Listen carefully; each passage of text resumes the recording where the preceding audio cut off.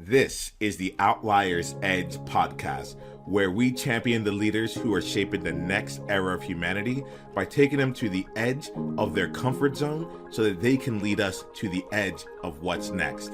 I'm your host, Niiamah Ashong. Let's do this. All right, let's dance. Hey, everyone. My name is Niiamah Ashong. I am the founder of Outliers Edge, where we champion the leaders who are shaping the next era of humanity. I started out here with let's dance, because the person in front of me reminds me to dance, and also reminds me of the power of the movement of both my physical body, but then the movement of me, and within that, the power of the movement of my life. You know, he reminded me to dance in the moment, dance in the experience, and to be fully there. So I'm really thrilled to be in conversation with Alexis Artin today. Alexis, it's so good to be in space with you. How are you? I'm good. I'm actually that makes me teary, and it's just beautiful to hear that reflection from you. So thank you for that. Oh, most certainly. It's true. It's just it's good to just be in space with you. And it's interesting because, I start off this podcast saying two things. I say the name of it, and we champion the leaders who are shaping the next era of humanity. And then I spend some time actually just sinking into who am I talking to, and why. Basically, it's why am I so deeply appreciative of this person in my life? And I haven't even really gotten to that part. I just talk about the one thing. I remember a ride that you gave me at we were together for an experience, and you gave me a ride between one place and the next. And at that point, I was still trying to find my belonging, and I was still trying to find my I felt comfortable, but there was a different level of comfort and belonging. And there was a conversation we had in the car. I don't remember the specifics of it. But what I got about you, and what the impact that you've had on me since then, was just the natural way that in simply living life and extending yourself towards someone, I got to feel just that deep resonance of where that lives. I'll also never forget a time that I got to see you dance, and it was some of the most powerful dancing that I was just yeah. You will know what I mean by this. In my mind, you won, but it's an absolute pleasure to be here. Look, that's a story worth telling. Yeah. I'll let you tell it. That story many times, and anybody that ever hears it is always just really floored by what's underneath that story, right? And we certainly can talk about that. But there was something that you said that really struck me about the difference between comfort and belonging. And, comfort often comes from our strategies, our ability to self-regulate, right? But belonging comes from our ability to co-regulate, which we are co-regulated species, right? It's when we come in as infants, we are rocked by, this having a little baby. It's we rock them, and we feed them, and we sing to them, and we calm them, and we nurture them. And our nervous system teaches their nervous system that they're safe and that their needs are going to be met, right? They look to their, caregivers, whoever that may be, to teach them how to self-regulate. And belonging is one of the essential ingredients of our human experience. We are these spiritual beings having this human experience. And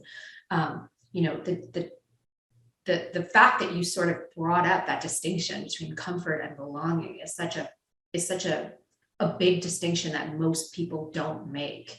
And I just am yep, there he is, just picking right out the key ingredient of what made me open to you in that car ride. It's I don't remember that car ride, but as you're explaining it to me, I'm oh yeah, that makes total sense.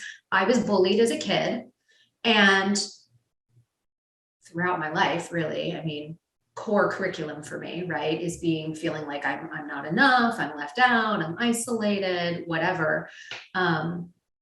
belittled, blah, blah, blah. So my whole thing is inclusion. How can I include everybody? I don't want anybody to ever feel the way that I felt when I was in so much pain growing up. And so it's like comfort versus belonging. I struggled to find comfort, but really what I wanted was belonging.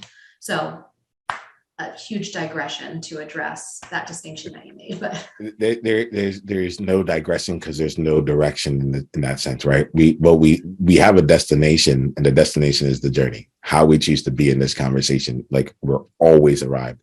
I appreciate that you called it out. I received that. You brought in something new to me where I was like, co-regulating, and I heard like self-regulating. I'm like, okay, I get that. But co-regulating, like I've never even like thought about that as an experience, and the idea of co right now is really strong for me. I've left, and like co with like the hyphen for some reason, like because I was big on collaborating. I was like, let's collaborate, and I still do like love to collaborate, but recently someone brought into my world co-creation, and we created a distinction on that where it's like, for me, I look at collaborate as like we have 100%, and how are we going to split that 100% together? Like I'll do 50-50, you're doing 50-50, 60-40, whatever it is. Let's collaborate toward this thing that we're, and see where it comes in. Whereas the co-creation is, now let's both bring our 100% into something that has never been here. And interestingly enough, it will add up to more than 200% somehow, you know? So when so I'm in this space of co right now. When you bring up co-regulating, I'm deeply, deeply curious. I'm curious about anything that's flowing through you with you right now when I mention anything about the word co. And if there's anything else you can say about co-regulating, like I'm down for it because it's new for me. I'm like, I just never even thought about that concept. yeah, well, I mean, what we're really striving for is dignity and belonging, right? And this is the idea of co-regulation is really based in our nervous system, right? It's based in the idea of, if you study the polyvagal theory, or if you study somatics or anything like that, co-regulation is a really big part of where people learn how to self-regulate, but again, it's a secondary thing, because when we first come in and we're infants and we're completely dependent on other sources to provide us the ability to survive, let alone thrive, we have to co-regulate. We're completely dependent, right? And that's where a lot of trauma and all these other things start to come in and sort of dysregulate us, if you will. And depending on our experiences, that's how we learn to self-regulate.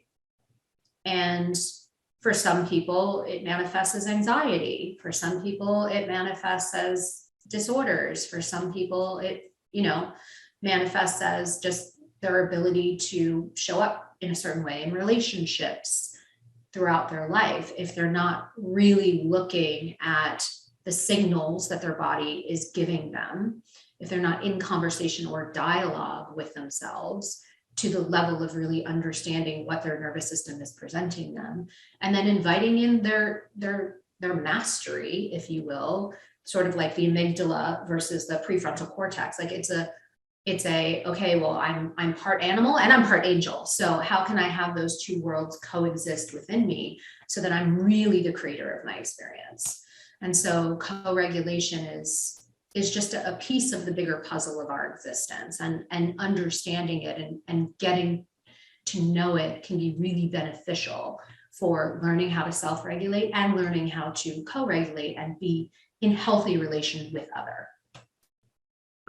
I appreciate you so much, Alexis, because as you're talking, I told you I'm going to be listening both to what you're saying and also how we have the conversation is really important to me. And what I get about you in this moment is just your own level of mastery.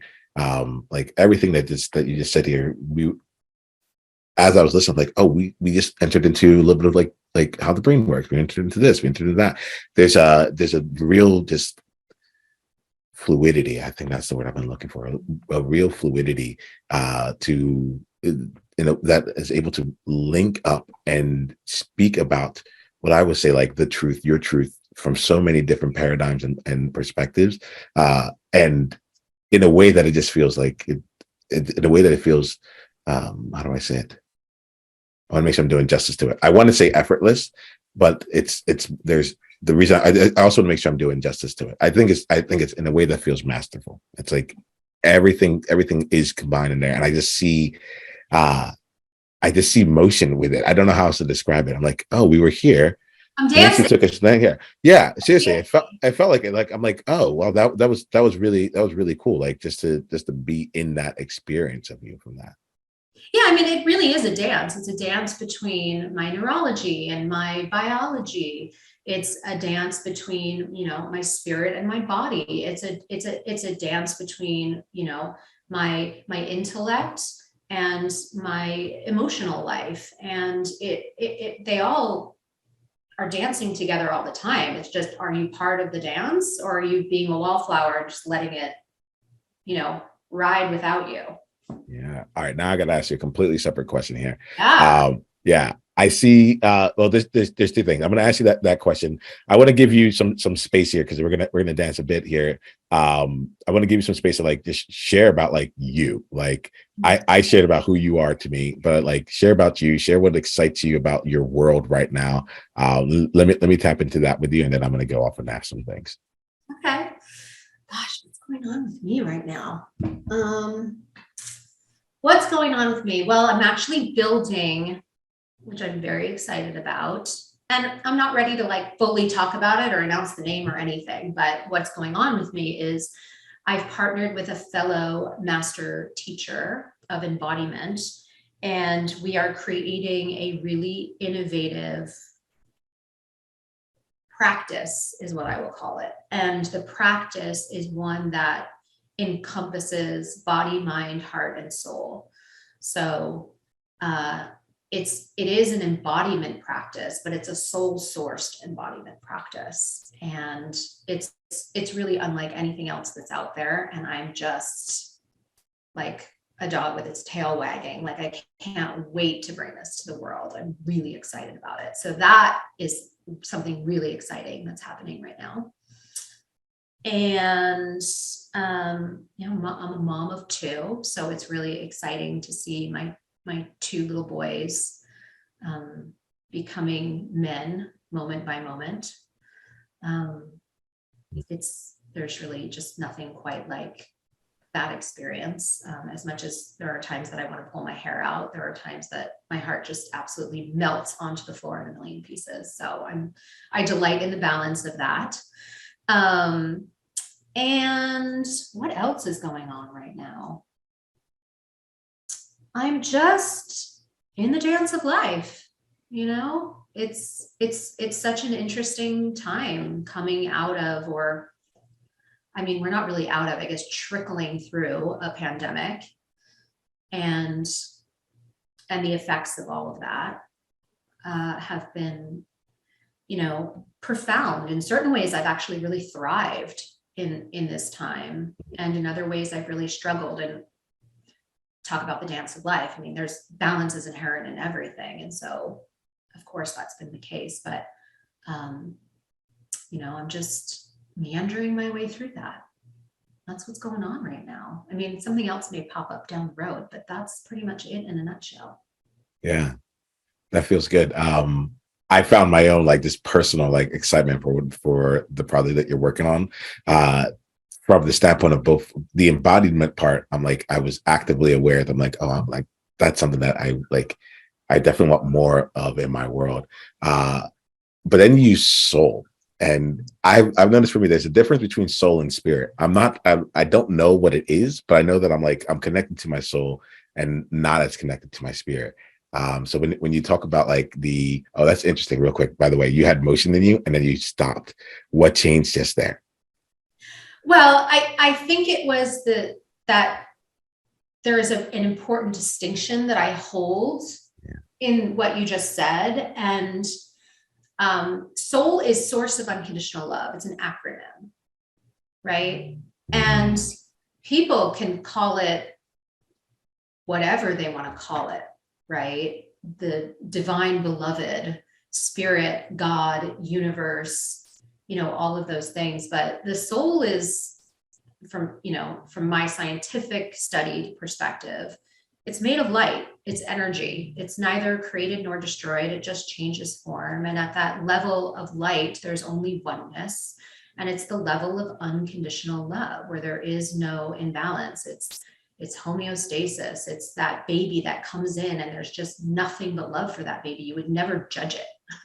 You never look at a baby and go like, well, you're not going to amount to much. You just look at it and go like, the whole world is possible. Look how amazing you are. Look what a miracle you are. Oh my God, I would do anything to protect and serve you. I'm so grateful for you. I'm so inspired by you. Like, that's the soul. That's the source of unconditional love. And it's really about the fact that we don't bring that to our bodies. We really don't. We carry so much shame. And so the practice it's less about spirit or some entity outside of us that holds our power, and more about that we are the divine energy and we are unconditional love. And so often we don't own that. And so I think my movement went to stillness because I felt a moment of real clarity around making that distinction. I'm glad you did. There were a few different words in there that became like really important to me. First, I've never heard of soul as the acronym, so that was actually really nice. That was really nice just to receive that. And then when you talked about the oneness, as time has gone on, my like top value has like seems to be shifted, and I'm not sure if this is my number one, but it's close. So we talked earlier about inclusion. Right now, what's coming to me is like I've been finding integrity has really been like rising higher and higher for me in terms of what in my own value system. And to me, integrity is like, it's not the integrity of like, oh, what you say is what you do. Like that's practical. There's a means for that, but that's not what the value represents.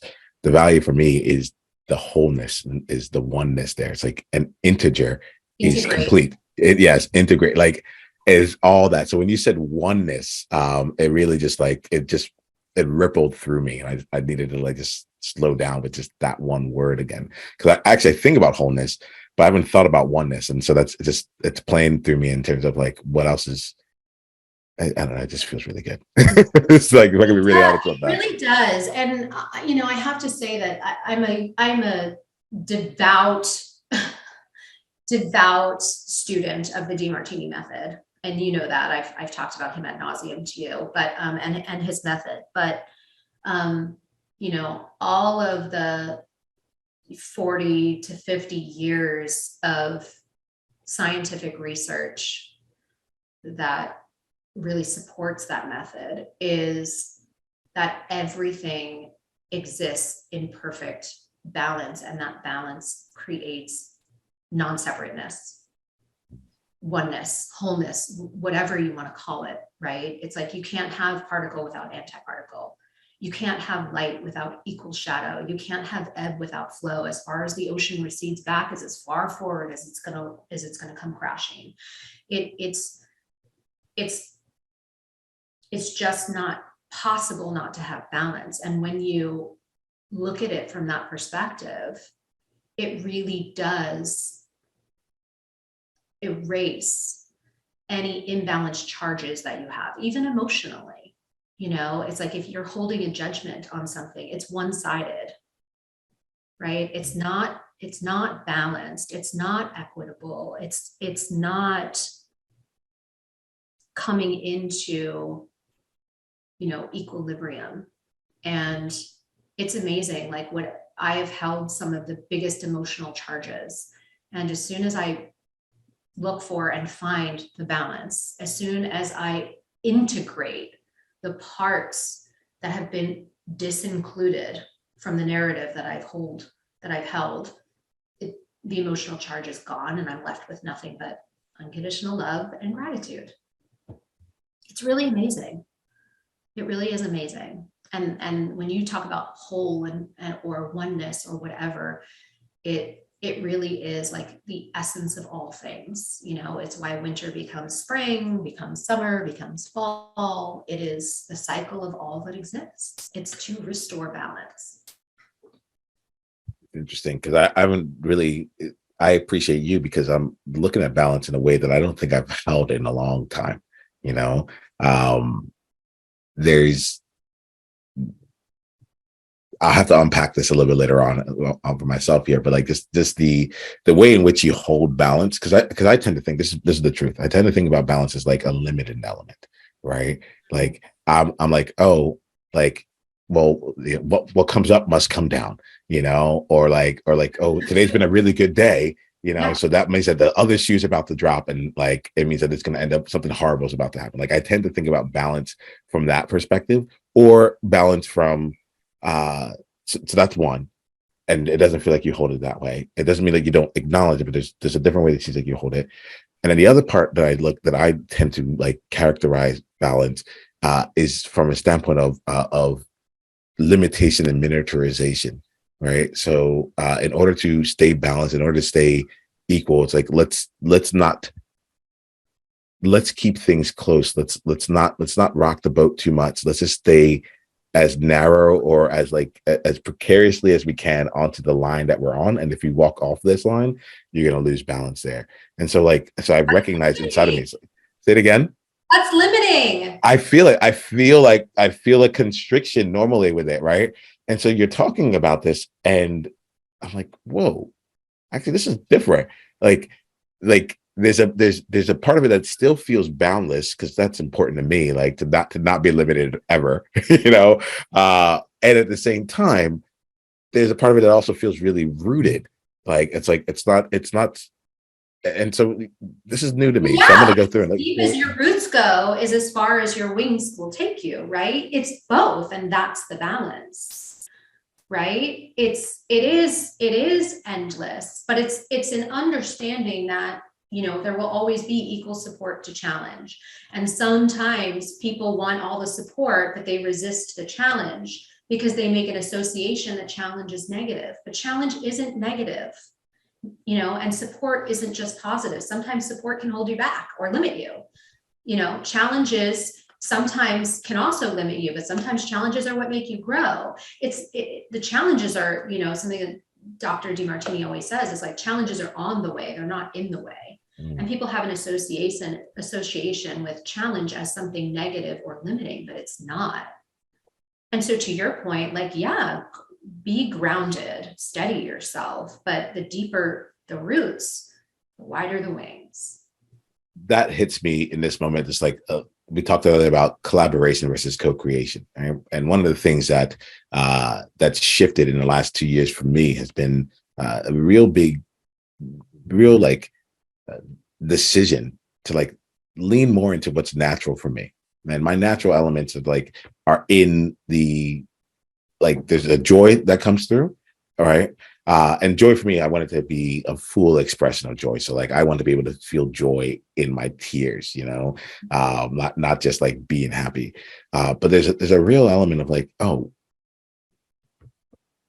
what I think of is like, it's time for me to get out there and co-create with people. It's time for me to be in the creative, like, energy with people. And as you're talking about that, when I think about the creative energy, like I tend to be like, people around me, the energy is uplifted. And so I think about like the angel wings, and as we're talking now about balance, I'm like, oh, what is it? I know this is happening. I know that like without me trying, the spreading of the wings will continue to happen. And as we're talking, like, oh, what's on the other side of this? What's the place of balance here? That like, what's the root that I should be digging even deeper onto? With like to be able to support that which is expanding. So there's no answer in it in this moment, but I will let you know that I'm playing that out here and seeing it. It makes just sense to me, where they say if you want to have a really tall building, you have a really like great foundation. It's just like you can't do it off of something shallow. So I'm appreciative of that right now. There is an element of understanding that there is, at least from my beliefs and my studies, there is a higher divine order that is going to restore balance, and you don't have to work at it. I mean, our goal is to know our values and to take the next best indicated action in alignment with those values, right?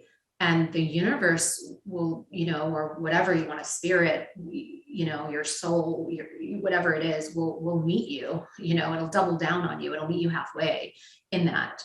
So to me, like, I hear you say, well, I don't know what that is. And to me, I'm like, oh, it's already been handled. You have a son. He's your ground.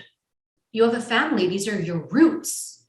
And in your providing for, protecting, showing up for them, you're expanding as a result, right? It's like they automatically go hand in hand. It's already done. Yeah. The solution has already been presented to you. All right. So I like I'm having a moment right now when you say that. So I'm gonna have a moment literally right now. Let me have the moment really quickly. Thank you for that. Thank you for that. Because I feel it. I feel it, and I feel the components of it that how do I say it? I feel the truth in everything that we've been talking about. And I love the component of like, look, it's not on you to balance. Like, it's gonna be balanced. It's like you don't have to do very much with it. You can continue expanding, but it's going to keep happening in different areas. And when you brought it up, the family, I'm just like, oh, it just sank in so fully. It just sank in so completely and fully where I'm like, this is it. It really is in this space already. And I'm going to just allow, and like, there's a component of this of being able to see that which is already there. And we've had a couple of different things here where it's like, perhaps the entire reason that we are having this conversation was so that you would know X, Y, and Z, So right in this current moment, that statement like really hits me.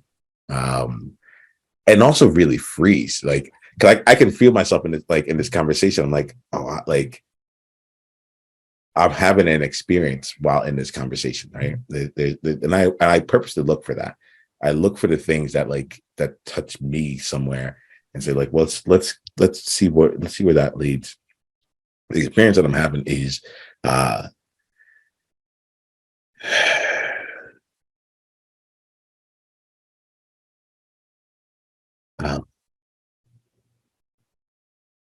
the word is not like fully present for me, but the experience that I'm having is like a sense of like you don't need to worry about it, like, and what I'm feeling here is I'm like, oh, because the nature is going to take care of whatever it takes care of. I'm like, go create, bring that energy in there, and it's okay. Like, there will be things put in your world to create the equilibrium and create the depth and the roots that are necessary for you to keep spreading those wings. Don't worry. We got you. You keep spreading. We'll keep growing roots, and just be in honor of all of that and recognize the balance that is taking place. And I think that's the key, because like, I can recognize this, the external part here, but just even being in your reflection to me of like, clear as day, like, dude, it's fabulous. Your kid, like, I get to also honor that in a very different way. Honor it from the standpoint of, it's not how I think about it as it is, but like, I can imagine like, oh, what would it be like if I didn't honor it? Oh, well, I have to take away time from one thing or the other, because or both of those things are taking away time from each other. And now I feel like they're actually playing the same game. I'm strengthening the creation when I'm with my family. I'm strengthening my family when I am creating, and they're not at odds. And that just happened just now. I love it. I mean, it's funny, you're talking about the evolution of collaboration to co-creation, and it's sort of like to the point where your greatest and really your only, at the end of the day, co-creator is like the divine in you. It's this greater order that has your back and is going to put things in your path or keep things from your path for a very specific reason, which is to align you to your purpose, to align you to your mission. you know, to keep you on task for what it is that you're, can I curse, fucking here for. You know, I mean, that's the name of the game. You know, nothing here really belongs to us. You know, we're here, you know, on our soul chose this body to have an embodied experience for the limited amount of time that we're here. The soul will go on forever, right? But this body is like a limited experience. And then the soul is going like, let's partner, body. Like, let's really do the thing in this really embodied way while we have it and have that full experience. And your biggest 100 co-creator is that. Everything else is just manifest of that. Does that make sense? It makes more sense that I'm even going to try and like articulate. It makes enough sense for me to like actually look at this and say, I think we're going to end this conversation in like earlier than I expected, because I'm feeling like depth, like deep alignment with what you're saying here, you know, like now that being, yeah, that's like, it just feels really good. It feels really good. Give me like, just give me a second here real quick. All right. Your time. Yeah.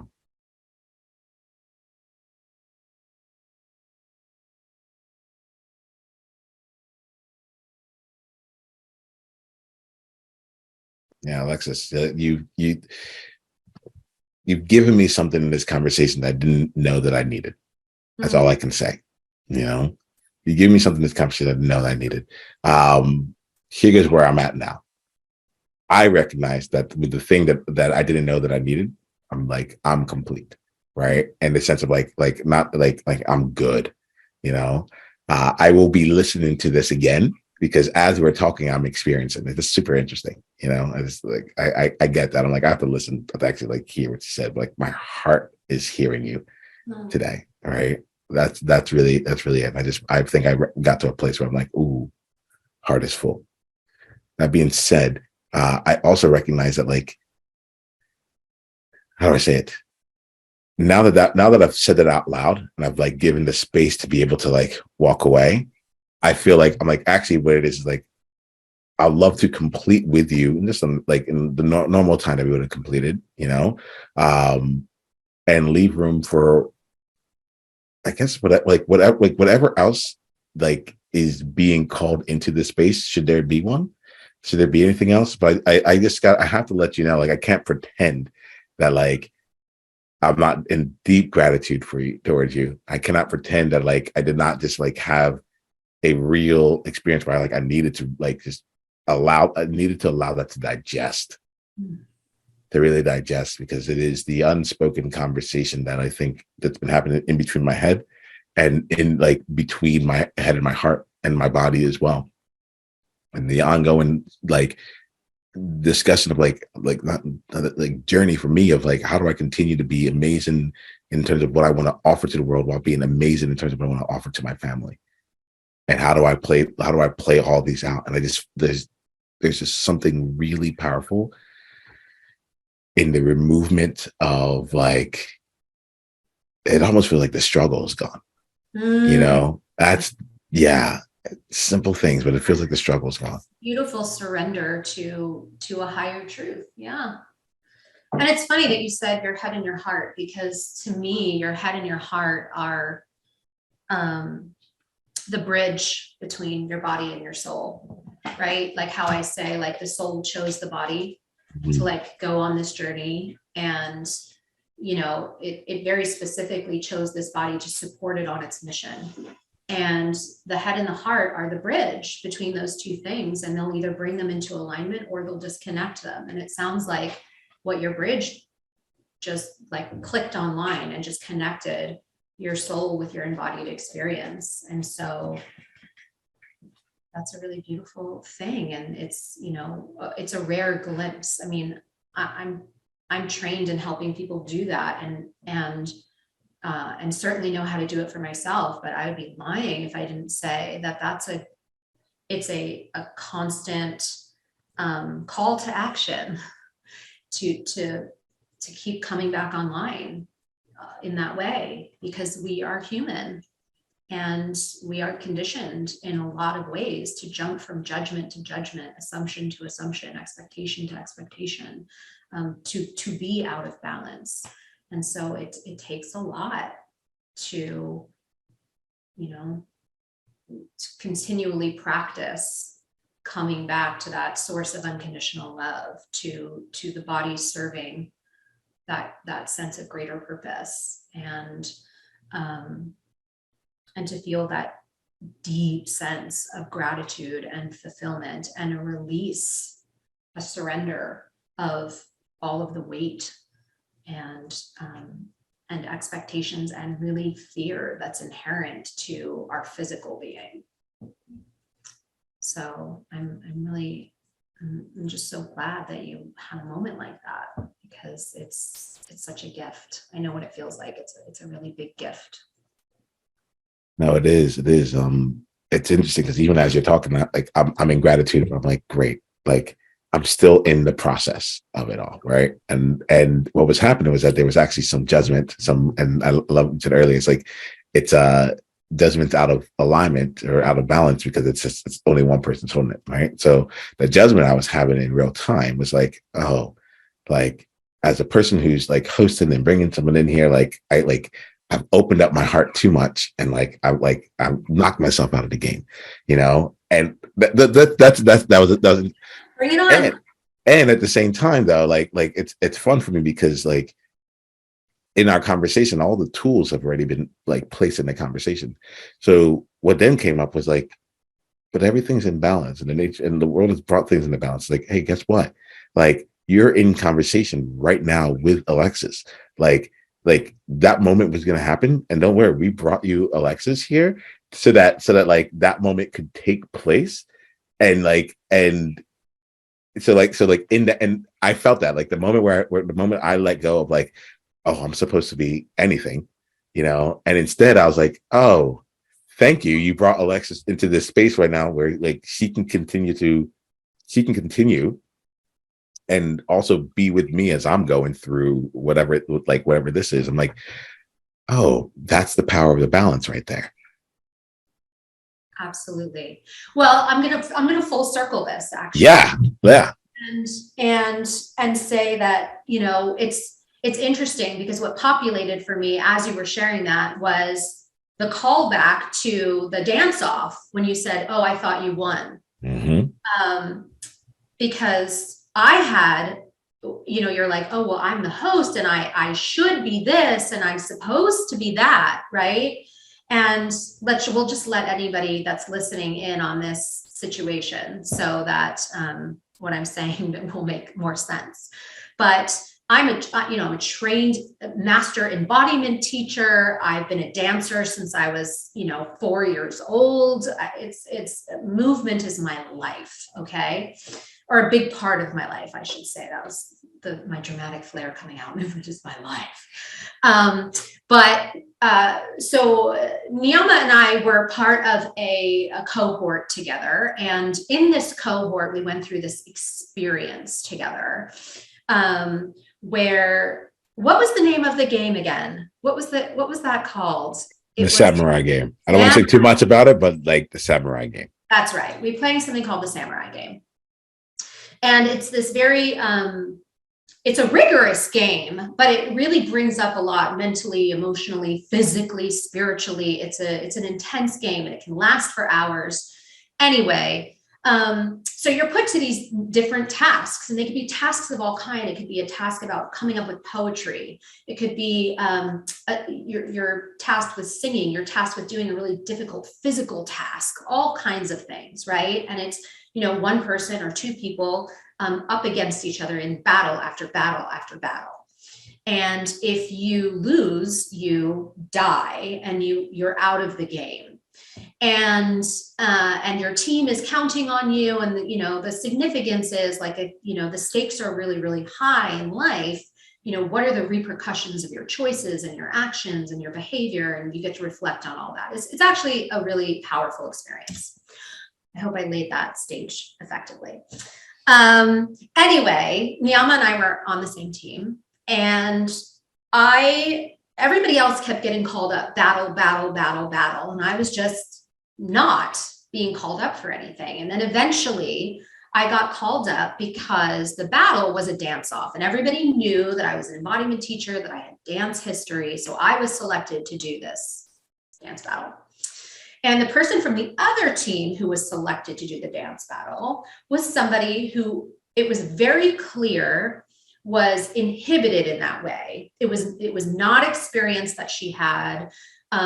It was not something that would be her expertise or forte. And we ended up where I went first, and I unleashed the fury of dance all over the floor. Very comfortable with that. I was really in my element. And, you know, I'm crawling and I'm basically growling and I'm like moving my whole body, right? I'm really in it, and performance of a lifetime. And then my opposition goes, and she just sort of starts like clapping, and like maybe a shoulder moved or like maybe a foot tapped, but it was very, like a kindergartner at a concert that's like, I don't know if I should move, but I'm gonna do something. Very demure. And when the battle ended, the master of ceremonies had said, it's very clear there was a winner and a loser, and it's very clear who it is. I would like the loser to please sit down. And neither one of us would sit down. And I'm thinking in my head, come on. I mean, master embodiment teacher, just jaws were on the floor when I moved. I mean, it's obvious that I won, compared to, you know, someone who was barely able to clap to the rhythm. And she wouldn't sit down. She wouldn't sit down. And then the master of ceremonies repeated again. I'm going to say there was a clear winner and a clear loser. It's obvious. Everybody in here knows who won. So swallow your pride. And if you lost, sit down. And I'm not sitting. There's no way I'm sitting. But she didn't sit either. And the master of ceremonies said, this is getting very serious. You need to sit down. You know you lost. Sit down. She wouldn't budge. So they said, all right, we're going to have to settle this another way. Rock, paper, scissors. We did 3 rounds of rock, paper, scissors. I lost and I died. When the entire game was over and we had time to reflect, one of the most powerful moments in this whole game, and believe me, there were powerful moments, was people reflecting on our dance-off, on the fact that so many of us make an assumption that we've lost, that we're not enough, that we're not good enough. There's a clear winner and a loser. I'm supposed to. All of these stories that we make up and assign ourselves to and attach ourselves to, when really at the end of the day, who decides? Who says that my dance was better? Who says that I was the clear winner and she was the clear loser? Clearly, she didn't subscribe to that. And what made her right or me wrong? And how many times in life do we do that? How many times in life do we make an assumption and assign ourselves to I wasn't enough, or I was too much, or it should have been this way, or it's very clear that it's that way. And if you really take even just the slightest pause, the quality of your life is based on the quality of your questions. If you take the slightest pause and you pose the question of what if I'm wrong? What if that's not the truth? What if there's a whole other side or a whole other perspective to this that I'm not seeing? Your whole world will flip upside down. It did for me in that moment. And I bring that story back around because when you were like, I'm supposed to, and I should, and this is what it's supposed to be like, I relate, because in that moment, I was floored. I was flabbergasted. I couldn't believe she didn't sit down. It rocked my world. Like my whole ego was built on what a fantastic embodiment expert I was. And it was shattered into pieces in that moment. I lost, I died. So a lesson to us all. A lesson to us all. Be careful what assumptions you make. Interrogate your assumptions. I'm glad you brought this back in here. And like, I think the thing that I take from that, and like I'm sitting here listening, like re-seeing this in my mind, like as we're going, right? But yeah, like, my general thing is like how many times have I taken myself out of the game, and it just wasn't my time. I will let someone come out and physically remove me before I take myself out of the game now. And I saw it, I see it, I would go. What if I had won? I never would have walked away from that game with a life-changing experience. I would have walked away, patted myself on the back, said, yeah, my ego would have, just gotten just another notch in its belt, and I would have been on my way. Right? But instead, again, sometimes we make challenge a bad thing, but it's not. The challenge of that was such a gift. It's like, there's the outer growth and then there's the inner growth. And my inner growth elevator went up to the penthouse that day. But if I had just won, I would have gone up one floor on the external, look at me, I'm so great. So let's do this here. Like, I cherish you, Alexis. Like, thank you so much. And I'm appreciative of you here. Like, it's been amazing to be back in space with you, be back in conversation with you. Thank you for bringing in you just chilling. Like, you're just living your life and just chilling. But thank you for playing with me as we explored these topics in this way. I know I love the frame in which every part of this conversation took place. And I'm deeply grateful for you. What I like to do is end with two quick questions here. We're at the top of the hour, so do you have there's a bit in here? The question is, if someone wants to continue down this journey, like with you, was to deepen their relationship or continue the conversation, or is like interested in any of the products you have coming on, what's the best way that they can do that? Probably my website, alexisartin.com. Perfect. Yeah. All right.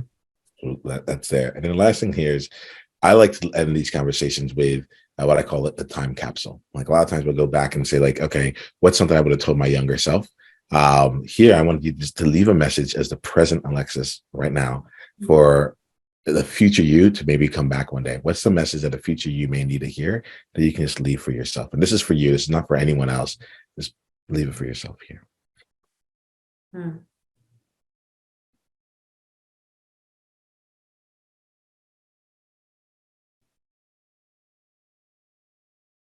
I'm really sitting with this one, so give me a minute.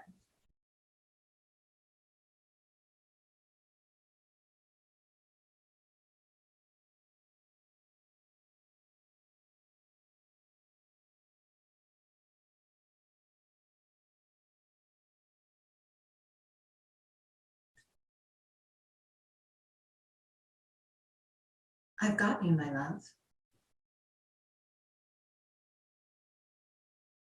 I've got you.